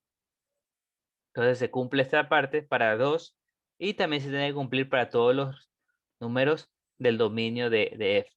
Esta también se cumple, que f de 2 es igual a menos f de menos 2. ¿Ya? Entonces, una función que es simétrica, que la función impar en este caso, definen, o sea, demuestran, mejor dicho, muestran una simetría con respecto al origen de las coordenadas. O sea, este puntito de aquí, al origen de las coordenadas, son simétricas con respecto a ese punto, y esa sería una función impar. Existen funciones que no son ni pares ni impares a la vez. No es que que las funciones tienen que caer en una de las dos categorías, simplemente es una cualidad que tienen algunas funciones. Existen funciones que no son ni pares ni impares. Y por otra parte, como se verá más adelante, existe una función única que es par e impar a la vez, que es, creo que si mal no me equivoco, f de x es igual a 0. La única función que es par e impar a la vez. Sí, por definición sería par e impar a la vez. Ya. Finalmente, bueno, casi finalmente, tenemos ahora función periódica. Una función periódica se denomina una función f de x que cumple con la siguiente propiedad, que existe un t, este t, que es real positivo, tal que para todo x que pertenece al dominio de f, tenemos que, si a f de x le aumentamos más t, tenemos que va a repetirse la función. Es decir, que llega a un punto que yo, por ejemplo, estoy en esta función y si le sumo t, entonces la función empieza a repetirse. Entonces, después de t, la función empieza a repetirse y se va de largo repitiendo. Entonces, es una función periódica. Puedo darme cuenta de que, además de t, el periodo, también puedo decir que el periodo puede ser 2t, porque después de 2t también se empieza a repetir. Miren, aquí, por ejemplo, paso 2 periodos, también se repite la función y se va a seguir repitiendo. Entonces, por eso que el periodo puede ser cualquier número entero de ese periodo más pequeño. Por lo tanto, se denomina a periodo fundamental a ese valor mínimo. El valor mínimo posible de t. El periodo fundamental. El valor mínimo posible de t. ¿Ya? Entonces, eso es función periódica. Profe, ¿Sí? cuando hay en T, así se debe graficar. Mm, Así la depende, forma. o sea, depende. Depende de la Ah, función. Pero sí, o sea, básicamente cuando hay va a ser una función. Por ejemplo, más que todo esto de aquí lo vamos a ver cuando veamos las funciones trigonométricas, que esa es su periodo fundamental. Y por ejemplo, las funciones trigonométricas, son así más o menos, y este es t. Y ahí simplemente la repites, unas 2 veces. Bueno, hice mi mejor esfuerzo. Y acá también. Yo creo que ahí sería más que suficiente para graficar. ¿Ya? Entonces, más que todo eso lo vamos a ver en funciones trigonométricas. La seno y de coseno son periódicas, la tangente también. Todas las funciones trigonométricas son periódicas, mejor dicho. Y el periodo fundamental también vamos a ver que es muy importante aprenderlo también, cómo sacarlo. Ya lo vamos a ver de esas funciones como tal. Tenemos ahora función acotada. Como su nombre mismo lo dice, las funciones acotadas son funciones que tienen valor máximo, que es que el rango, mejor dicho, de la función, los valores de y, no sobrepasan un límite máximo ni tampoco un límite mínimo. Entonces, dicho de manera matemática, que existe un m y un n perteneciente a los reales, tal que para todo x que pertenece al dominio de f, n es mayor o igual a f de x y f de x es menor o igual a m. Entonces, f de x está entre esos dos valores, que se llaman cotas. Se dice que una función que cumple esto es función acotada, donde m y n son las cotas superiores e inferiores respectivamente. Un ejemplo de una función acotada es esta función que está aquí, en la cual yo veo que, por ejemplo, los valores de y llegan hasta 2 y de ahí no pasan. O sea, la cota máxima sería 2. Y en X, acá abajo, solo llegan hasta -2 y de ahí no pasan. Entonces vemos que la cota superior en F es m igual 2 y la cota inferior es n igual -2. Entonces, por ejemplo, esa es una función acotada. Y podemos ver que se cumple que el valor absoluto de f de x es menor o igual que 2. O sea, otra forma de decir que f de x es mayor o igual que -2, menor o igual que 2. Es decir, el rango de f solo llega de -2 a 2, no pasa esos valores. Entonces eso se denomina función acotada. Tenemos funciones que también no existen, o sea, no, esta función, si se dan cuenta, está acotada de manera superior y de manera inferior, pero también existen funciones que no están acotadas ni de superior, o sea, solo superior o solo inferior.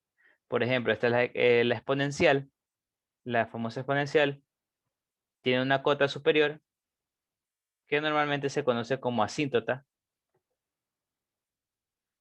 pero inferiormente se va hasta el infinito. Se va hasta el infinito. Mientras tanto, tengo también esta función que es la función cuadrática. Veo que la función cuadrática solo toma aquí un valor mínimo. Yo puedo decir que esta es la cota. Inferiormente sí está acotada, pero superiormente también se va hasta el infinito, o sea, hacia el más infinito. Cabe recalcar que las cotas son números reales que no necesariamente van a pertenecer al rango de la función, no necesariamente son parte del rango. Por ejemplo, en este caso, como dije, es una asíntota, ya vamos a ver después qué son las asíntotas. Básicamente, esta f nunca va a llegar a ser el valor de la asíntota. Se va a acercar, se va a acercar, se va a acercar, pero nunca va a llegar a ser ese valor. Y acá tampoco. ¿Ya? Bueno, acá sí que digo, acá si yo cojo una asíntota que es este valor mínimo, también sería. ¿Ya? Entonces, vamos a hacer ejercicios. Por ejemplo, me dicen lo siguiente. Me dicen, aplicando las definiciones, determinar si las siguientes funciones son pares o impares o no cumplen ninguna característica. Ya sabemos que las funciones pueden ser pares, pueden ser impares, pero también puede ser que sea ninguna de las dos. Entonces, vamos a resolver eso. Por ejemplo, ¿cómo hago eso? ¿Cómo determino si una función es par o impar? Aplicando definiciones. Pues, un proceso un poco sencillo, repetitivo. Tenemos que evaluar. Tengo que ver qué pasa cuando en x, en una función, evalúo menos x. Entonces, tengo que ver qué pasa si yo evalúo menos x. Entonces, cuando yo evalúo esto, yo trato de ver si llego. Si llego a menos f de x, entonces quiere decir que es una función impar. Si llego a f de x, entonces quiere decir que es una función par. Pero si no llego a ninguna de las dos, entonces no es ninguna, no es ni par ni impar. O sea, vamos a ver qué pasa si yo evalúo en la función f, evalúo menos x, me va a quedar 2 menos x, menos 1. Esto va a ser igual a menos 2x menos 1. Aquí puedo decir que esto es igual a menos 2x más 1. Tengo esto. Entonces quiero ver si es igual a f de x. F de x ya sé que es 2x menos 1. Y menos f de x sería, bueno, menos 2x menos 1. Me di cuenta de que no es la de acá arriba.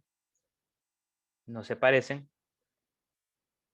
Y acá abajo casi que son la misma, excepto que aquí es más 1 y acá es menos 1. Pero no son idénticas, entonces tampoco se parecen. Por lo tanto, no es ni impar, no es ni par, ni impar.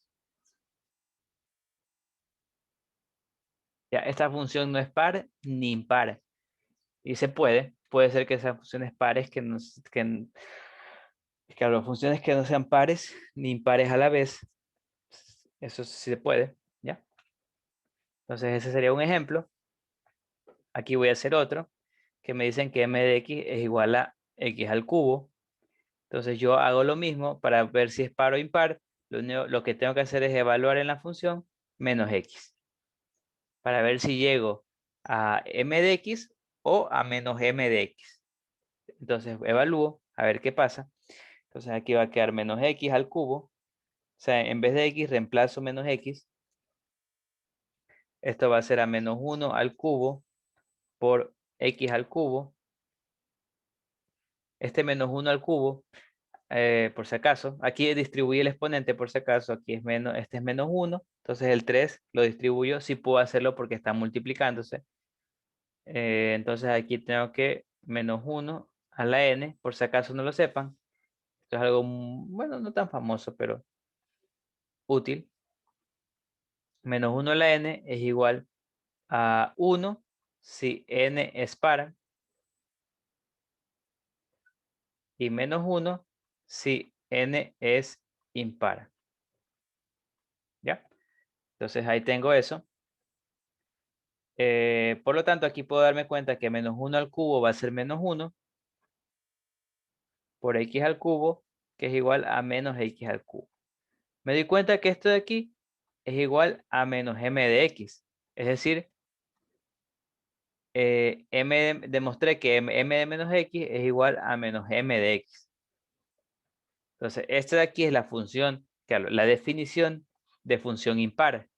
Por lo tanto, yo puedo concluir que m de x es impar.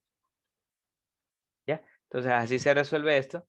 Yo reemplazo m de menos x, o sea, evalúo en la función menos x y veo a que llegué a que me queda menos m de x. Aquí pongo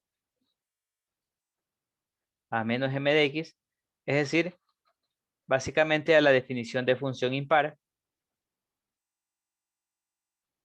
Mister, ¿por qué yo he ¿Sí? puesto el 1 y, bueno, en este caso el menos 1? ¿Mandé? ¿Por qué había puesto el menos 1? ¿Aquí? ¿O dónde? Sí, anteriormente también. Es porque lo puse para separarlo. No sé cómo lo hagan ustedes, pero creo que es la forma más matemática de verlo. Menos x al cubo. Déjeme ponerlo aquí. Esto de aquí es igual a menos 1 por x al cubo. ¿Ya? Básicamente, eso se puede hacer siempre. Cuando tienes un signo negativo, tú puedes decir que estás multiplicando un menos 1 por x. Y aquí lo que hice fue distribuir el exponente. Me va a quedar menos 1 al cubo por x al cubo. Entonces por eso llegué aquí abajo. ¿Ya? Vale. Sí. Y de ahí lo hice para hacer esto de acá arriba. Me queda menos 1 al cubo. Menos 1 al cubo es menos 1. Y aquí también, en vez de separarlos, como dice acá, lo que hice fue unirlos. Se puede hacer eso, se puede trabajar de esa manera. ¿Ya? No sé si lo hagan de esa manera, pero creo que es que decir que menos al cubo, eso no tiene sentido. Bueno, medio un poquito. Entonces es menos 1 al cubo. ¿Ya? Entonces m es impar. Otro ejemplo que quiero resolver, digamos que esta vez voy a resolver g de x es igual al valor absoluto de x menos 2. No, valor absoluto de x. No pongo la x cuadrada, no. Valor absoluto de x. Menos 2. Entonces, esta función de aquí, quiero ver si es par o impar. Entonces hago lo mismo. Yo evalúo g de menos x. Entonces esto va a ser igual al menos valor absoluto de x más 2. Esto es igual, aquí yo puedo decir lo mismo que hice acá arriba. Esto les recomiendo hacer siempre cuando tengan esto del menos aquí. Lo puedo decir, se podrían saltarse los pasos si entienden bien claro, pero como que hay muchas probabilidades de errores. Entonces, esto de aquí lo que hago es dividirlo. Menos 1 por x más 2. Aquí tengo la propiedad de valor absoluto. No sé si se acuerden, pero hay una propiedad que me dice que el producto de un valor absoluto, este es igual al valor absoluto del primero por valor absoluto del segundo. Entonces hago eso. Observa, Profe, ¿sí? lo que está haciendo es como otra manera de hacer el ejercicio. Otro ejercicio, no, este es otro ejercicio. Otro. Este de aquí. Quiero sacar, ahora ya terminé que M es par.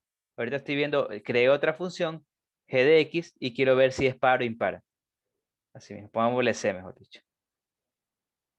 Pongámosle C para que vean que es otro caso, otra función, otro ejercicio. C. Que yo acabo de crear. O sea, ya está la A, ya está B, y vamos a hacer C. Otra función que acabo de crear. ¿Ya? Entonces, lo que estoy haciendo, aquí aplico esta definición, y esto va a ser igual a menos 1 por valor absoluto de x más 2. Valor absoluto de menos 1 es 1. Entonces esto va a ser igual a 1 por valor absoluto de x más 2. Esto va a ser igual al valor absoluto de x más 2. Es decir, esto es g de x. Entonces yo demostré con todas estas operaciones que g de menos x es igual a g de x. Por lo tanto, g de x es par, por la definición de función par. ¿Ya? Entonces así se demuestran si funciones son pares o impares. Básicamente se empieza con el mismo proceso, evaluar menos x dentro de la función para ver qué es lo que obtienes. ¿Ya? Entonces así se obtiene si son pares o impares. El de aquí no era ni una de las dos, el de aquí era impar y el de aquí es par. Normalmente los exponentes impares son impares, funciones impares, y los que tienen exponentes pares son funciones pares. O valor absoluto también es par, normalmente. Bueno, igual hay que evaluar y hacer todo bien. ¿Ya? Tengo otro ejercicio, más ejercicios. Me dicen, por ejemplo, sabiendo que la función de variable real f es inyectiva y que además f de 9 es igual a 2a, f de a menos 2 es igual a 3 y f de 5 es igual a 3, entonces el valor de f de a más 2 es... Entonces me dicen estos datos y me piden hallar esto de aquí. Entonces, ¿cómo hago esto? Pues aquí hay una pista muy importante. Me dicen que es inyectiva. Acuérdense de lo que es función inyectiva, es decir, que no hay dos valores de x conectados con un valor de y. No hay dos valores del conjunto de partida conectados con un valor de y. Y aquí veo algo raro. Se dan cuenta que f de a menos 2 es igual a 3 y f de 5 es igual a 3. Es decir, estos dos valores, por medio de la función, están conectados a un mismo valor, lo cual no se puede, no, porque es inyectivo. Entonces, yo tengo dos formas de ver esto. Yo puedo decir, bueno, la función f, las dos son válidas e iguales, me está uniendo a menos 2 y 5 con 3, lo cual está prohibido en funciones. Entonces eso quiere decir que a menos 2 tiene que ser igual a 5, o sea, tienen que ser el mismo elemento. O tú puedes usar la definición de función inyectiva. Esta parte, esta de aquí, que te dice que si f de x1 es igual a f de x2, entonces x1 tiene que ser igual a x2. Entonces vamos a usar eso. Porque tenemos que f de a menos 2 es igual a f de 5. Entonces esto implica a que a menos 2 tiene que ser igual a 5. Entonces, debido a que f es inyectivo, entonces estos dos tienen que ser iguales. Aquí yo puedo despejar a, el menos 2 pasa a sumar.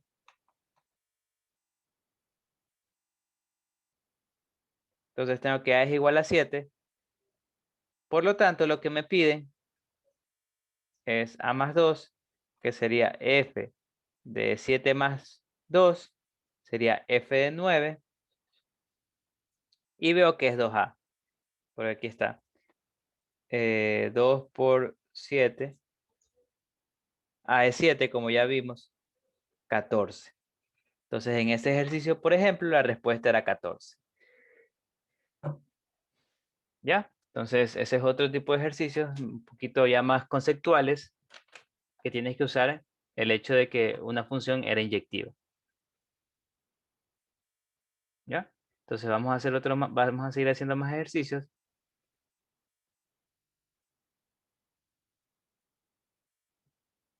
Vamos a hacer más ejercicios.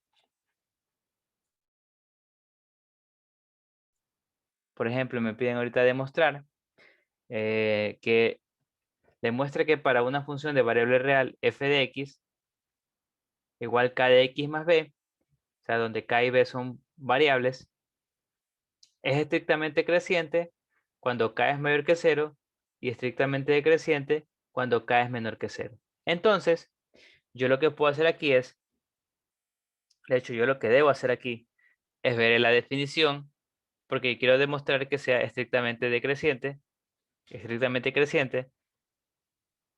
Entonces yo debo ver, por ejemplo, la definición de estrictamente decreciente. Yo lo que tengo que hacer es que empiezo con dos valores de x, tales que x1 es menor que x2, y llego a que f de x1 es menor que f de x2. Entonces esto es lo que debo hacer. Entonces, por ejemplo, yo empiezo diciendo eso primero para k es mayor o igual que 0, para k es mayor que 0. Entonces yo digo, x1 es menor que x2. Para dos valores x1 y x2, parte del dominio de f. Para x1 y x2, parte del dominio de f. Aquí dominio de f. Tenemos esto. Entonces yo lo que trato es, empezando a esos valores, ver la relación entre f de x1, trato de ver f de x1, qué pasaría con f de x2, si es mayor, si es menor, etc. Entonces, ¿cómo hago eso? Pues trato de aplicar la regla de correspondencias para llegar de esto a lo de acá. Entonces, ¿cómo lo hago? Pues primero empiezo, me doy cuenta que x está multiplicado por k, entonces multiplico por k en ambos lados. Se me va a quedar, multiplico por k en ambos lados. O sea, como se acuerdan que es positivo, entonces no cambia el orden de la desigualdad. Va a ser igual a kx1 menor que kx2. Entonces esto de aquí implica lo de acá, porque k es positivo. Luego yo puedo sumar b en ambos lados, viendo que b puede ser cualquier real. Entonces yo digo que kx1 más b va a ser menor que kx2 más b. Lo que hice aquí fue sumar en ambos lados b. Se puede, no hay problema. ¿Y por qué lo hice? Porque si se dan cuenta, esta de aquí es la función de f de x, pero evaluada en x1. Es decir, f de x1. Aquí, f de x1. Y esta es la función en x, pero evaluada en x2. O sea, es la función que está aquí arriba, pero evaluada tanto en x1 como en x2. Eso quiere decir que f de x1 es menor que f de x2. Entonces lo que yo hice fue, empezando de x1, demostré que eso implica que f de x1 es menor que f de x2. Y si se dan cuenta, esa es la definición de función estrictamente creciente. Entonces de aquí llegué acá. Por lo tanto, lo que acabo de mostrar es que efectivamente f es estrictamente creciente.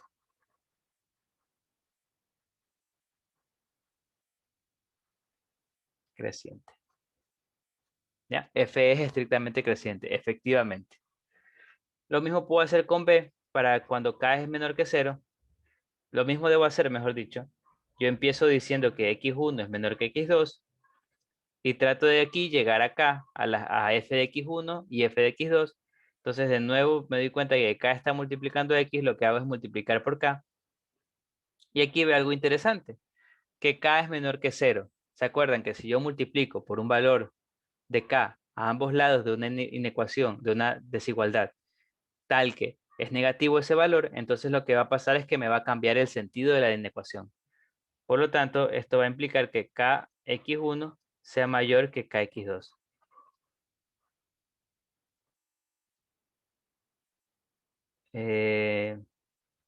Eso implica a que kx1 más b, aquí luego puedo agregar b en ambos lados, va a ser mayor que kx2 más b.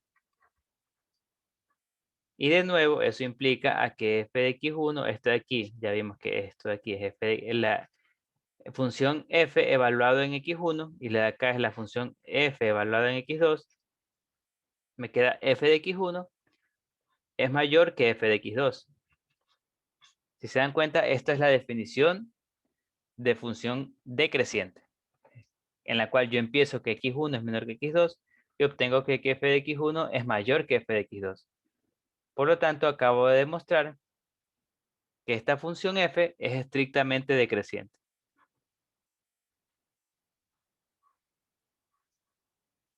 Decreciente. Y así se demuestran. Por ejemplo, así se realiza este ejercicio. Esa es la forma de demostrar ambas cosas. ¿Ya? Entonces, hechas esas demostraciones, continuamos con más ejercicios para, ya falta poco para que se termine la clase. Entonces, hagamos estos últimos ejercicios.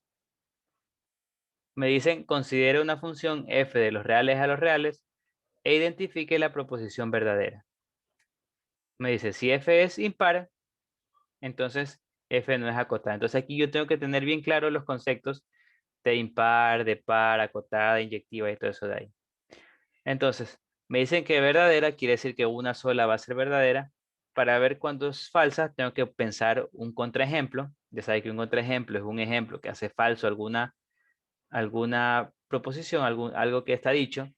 Por ejemplo, me dicen, si f es par, si f es impar, entonces f no es acotada. Entonces, busco un contraejemplo, busco una función par que sea acotada. Y sí, por ejemplo, yo puedo crearla. Digo, esta f, yo tengo aquí, digo que esta función es así, como la que vimos. Entonces, esta función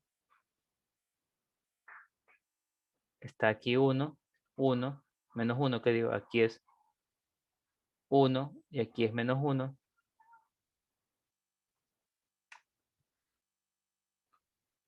Entonces, yo aquí tengo esto. Esta función es impar gráficamente, ya que es simétrico con respecto al origen. Y es acotada. Entonces esto es falso. Contraejemplo. Esto de aquí hace falso este ejemplo. Porque esta función es par, es decir, esto es verdadero, pero es acotada, es decir, esto es falso, y 1 entonces 0 es falso. Ahora, para la segunda, me dicen que si f es par, entonces f no es inyectiva. Entonces quiero ver si esto es verdadero o falso. Y me doy cuenta de algo. ¿Qué pasa si f es par? ¿Se acuerdan que cuando f es par, eso quiere decir que f de menos x es igual a f de x? Esto es la definición de f par, de una función par, mejor dicho. Entonces, esto quiere decir que si yo tuviera así x menos x y x, de acá el conjunto de llegada, voy a ver que ambos son iguales. O sea, ambos están unidos con el mismo conjunto de llegada, ya que ambos valores son iguales. Y esto es lo prohibido en función inyectiva. Esto de aquí es lo prohibido en función inyectiva. Eso quiere decir que si una función es par, entonces de ley no va a ser inyectiva. Por lo tanto, esto es verdadero. ¿Ya? Entonces, una función par no es inyectiva por esto de aquí, porque f de x, f de menos x va a ser igual a f de x. Eso quiere decir que menos x y x están relacionados con el mismo elemento del conjunto de llegada, por lo tanto no es inyectiva. Entonces, esta es la verdadera. El resto puedo buscar contraejemplos, así como hice. Yo sé que ya sé que son falsas, pero puedo buscar contraejemplos. Por ejemplo, me dicen si f es inyectiva, entonces no es sobreyectiva. Falso. Hay funciones inyectivas que son sobreyectivas. Por ejemplo, en esta de aquí, puedo decir la función la función lineal. f de x igual a x. Esta función es sobreyectiva y es inyectiva. Si f es inyectiva, entonces f es sobreyectiva. Esto es falso, porque existen funciones que son inyectivas y no son sobreyectivas. Por ejemplo, yo puedo decir una función que sea inyectiva y no sea sobreyectiva. Las cuadráticas, f de x igual a x cuadrado. Estas funciones son inyectivas, pero no son sobreyectivas, porque el dominio acá en infinito no está, en los negativos no está definido. Entonces esto es falso. Y f de x es periódica, entonces f es acotada, también es falso. Un ejemplo es la tangente. Tangente de x es una función periódica, pero que no es acotada. Tangente de x se va hasta el infinito, luego regresa de menos infinito, luego se vuelve a extremo más infinito y así sucesivamente. Es una función periódica, pero que no es acotada. Entonces la verdadera era la b, en este caso. Y finalmente, vamos a hacer el último ejercicio. Me dicen que si f es una función de r, de real a los reales, impar, estrictamente creciente, y g es una función tal que g de x es igual a f de x, es decir, ambas funciones son iguales, entonces el valor de esto de aquí, siendo f de 4 no igual a 0, es, entonces yo tengo lo siguiente, yo puedo decir, yo aquí, con esto de aquí, yo veo que f de 4 es igual a g de 4, porque esto de aquí quiere decir que son iguales para todos los x, también va a ser igual para uno en específico, en este caso 4, debido a que f es impar, yo veo que f de menos 4 es igual a g de menos, f de 4, como f es impar, aquí me lo dicen, entonces yo digo que f es igual a 4. Es que f de menos 4, no, ¿qué hago? F de menos 4 es igual a menos f de 4. Recuerdo que función impar cumple que f de menos x es igual a f de x. ¿Ya? ¿Qué quejar? No, está mal. F de menos x es igual a menos f de x. Esta es la función impar. Entonces con esto yo evalúo x igual 4. También tengo que también sé que f de menos 4 es igual a g de menos 4. Por la de arriba también, esta de aquí. Entonces, ¿yo por qué separé todo esto? Porque veo que aquí están todos esos. Aquí está g de 4, f de 4, f de menos 4 y g de menos 4. Entonces, yo lo que haré es evaluar todos estos datos aquí para dejarlos solo en función de f de 4. Entonces, yo lo que haré eso. Tengo 2 g de 4, ya dije que es f de 4, más 3 f de 4.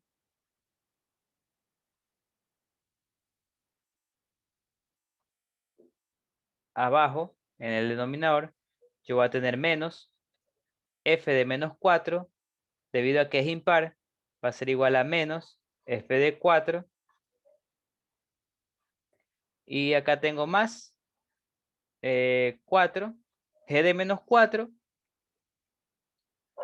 va a ser igual a f de menos 4. Debido a que f de x es igual a g de x. Entonces aquí puedo simplificar. Bueno, primero términos semejantes en el numerador. 2f de 4 más 3f de 4 es igual a 5f de 4.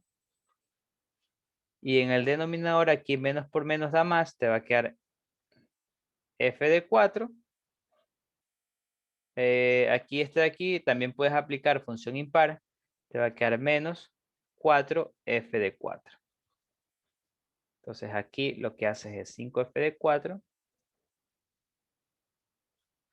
Acá te queda 1 menos 4, f de 4 menos 4f de 4 es menos 3f de 4.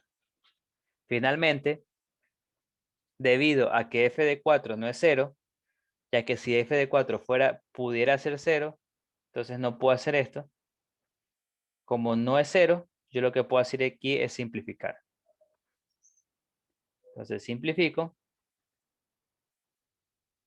Y me queda menos 5 tercios. Y esa sería la respuesta en este ejercicio. Había opciones, no las copié, pero esa era la respuesta correcta. ¿Ya? ¿Alguna pregunta con respecto a los últimos ejercicios? ¿Duda? ¿Algo que quieran aclarar? Cualquier cosa. Hasta ahí sería la clase de hoy, entonces. Gracias por estar ahí presentes. Y entonces, hasta ahí sería la clase de hoy. Me despido. Ya saben que el lunes tienen una prueba muy importante, la lección general de todo lo que hemos visto, excepto esto. Esto no va por si acaso. No va a números, no va, ay, no le cambié aquí el nombre. Recién me doy cuenta. No va a funciones. Tengo que cambiarle el nombre. Bueno, ya no importa. No va a funciones, solo va hasta números reales. ¿Sí? ¿Alguien me iba a decir algo? Profe, entonces la elección general será todo lo que respecta a números reales. No, también, no, la elección general es todo lo que hemos visto hasta ahora, hasta números reales, incluyendo lógica y conjuntos. Profe, a la misma hora, tenemos que entrar 15 minutos antes. ¿Cuándo es a qué hora es la prueba general? No, no he visto, déjenme ver. Sí, no, de hecho es recomendable, bueno, 15, media hora, dependiendo de lo que se demoren.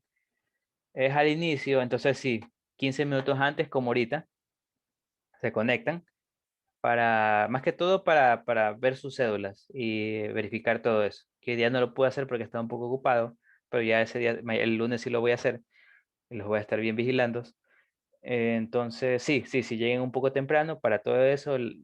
La cámara, de ahí todo es lo mismo, la cámara y también igual que es por opciones y se les va a calificar lo que tengan en opciones. ¿Ya? Entonces, estudien, traten de resolver los más ejercicios que puedan. Y entonces, eso sería todo por hoy. Nos vemos el, el lunes para la lección general. Entonces, estudien lo que puedan, cualquier ejercicio que quieran resolver. Voy a dejar de grabar.